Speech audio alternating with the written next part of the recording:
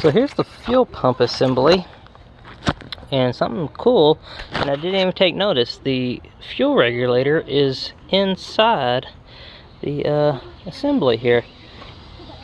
Pretty neat. Gotta have a regulator. You can't just have full, say this is a 60 psi, but the fuel injectors only operate at 40. This will regulate it to keep it, and it's set at a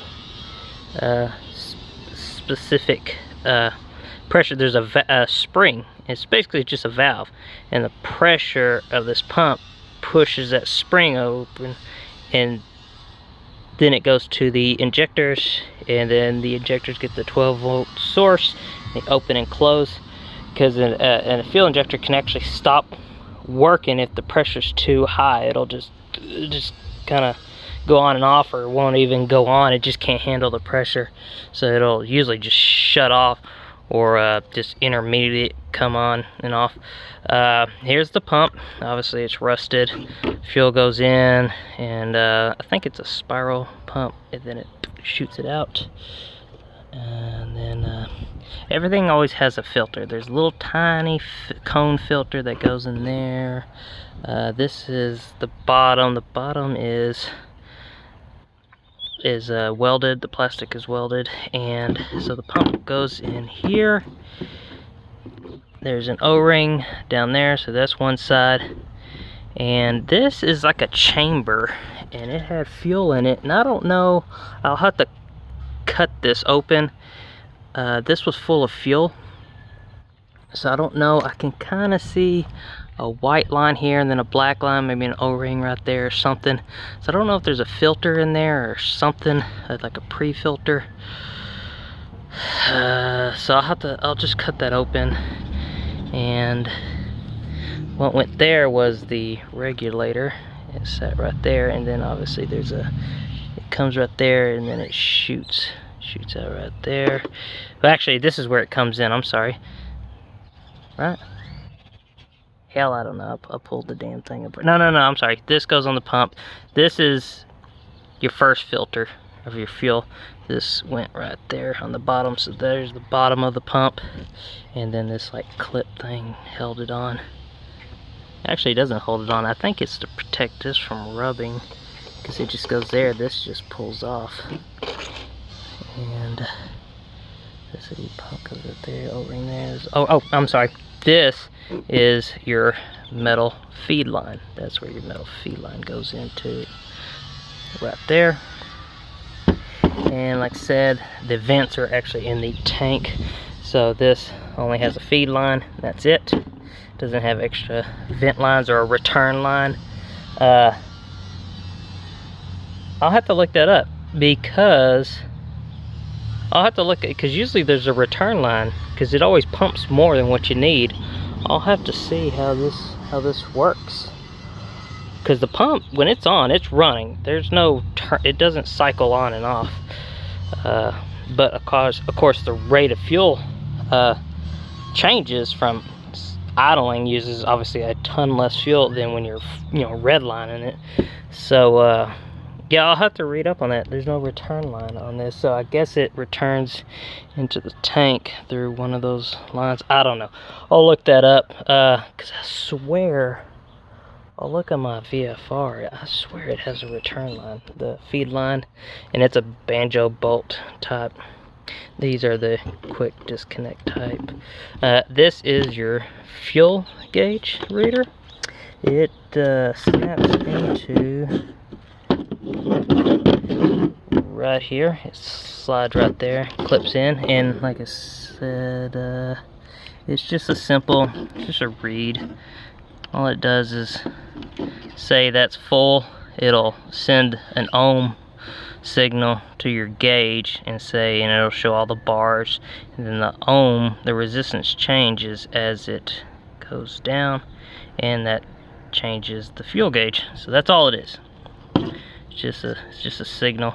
And if your fuel gauge ever stops working, it could either be because the finger's not making good contact, or it's a worn out. It'll just wear out eventually, because it's constantly, and this thing's constantly moving up and down as the fuel's you know, splashing around and stuff. There's no baffles in a motorcycle tank to kind of help slow that down. That's why you see like a lot of old vehicles, they had no baffles in the fuel tanks. That's why you see the fuel gauge is constantly moving, because this thing is constantly moving. But that's old. Usually I think there's a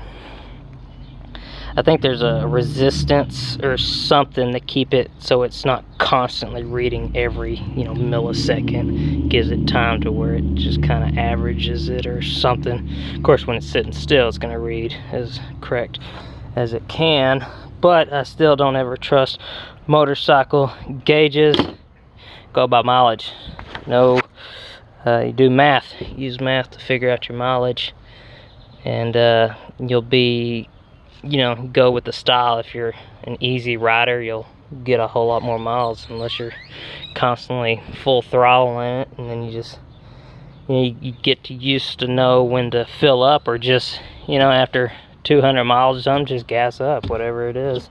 I never trust a fuel gauge on a motorcycle. It's just, they're never accurate. I'll have to test this one out. Of course, I got another pump, but thought I'd take this apart. I do want to continue to take that apart and see what that chamber is, if it's just a fuel chamber, or if there's another filter, if there's a filtering stage right there, or what, because I would think they'd have to be, of course, like I said, there's always going to be these little tiny cone filters in there. You'll have them in injectors too. They're just kind of like plastic screen, really. They're good for like particles, like something like that. They're not micron catchers. This may be just mainly the main fuel filter. Now on vehicles, when your fuel pump's in the tank, just like this, basically, it'll have one of these, but it'll also have an inline filter somewhere on the frame, or now like my Colorado, it's all in here, so it may just be like this, and it's non-serviceable BS crap. So that's going to be a fun day when that comes, because, you know, fuel's never dirty. So now I did evapor rust with bolts, nuts and bolts. Got a ton of loose rust out now. I threw in some Naval jelly. Naval. This is Loctite. I should have got another one, because this stuff does not move fast, and I need a coat. Yeah, I should have got another damn bottle. That's my fault. Should have got another, so I could really move it around. That's not a whole lot. It's not as much as I thought. So give that a try. But I still have the cleaner from the fuel tank liner, so I still have that stuff. But the problem is, I know for sure that stuff will take the paint off. I think this is actually okay on painted surfaces, because it says leave on longer for heavily rusted areas, protect bare metal surfaces with protective coating, or prime and paint within 24 hours. So this should be safe. And I've used that before. I've used it on another bike, that Hillsong I had.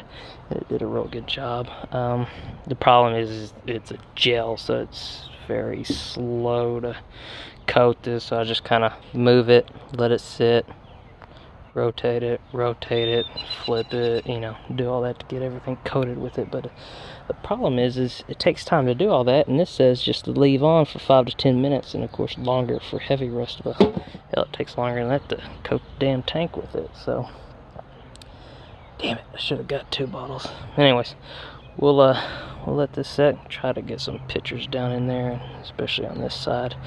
You can really see right here where it's really rusted, but a lot of that came off with the nuts and bolts and evapor rust. So if not, I'll run to Walmart or something, get another bottle of that crap, because I'm not too worried about leaving it in too long.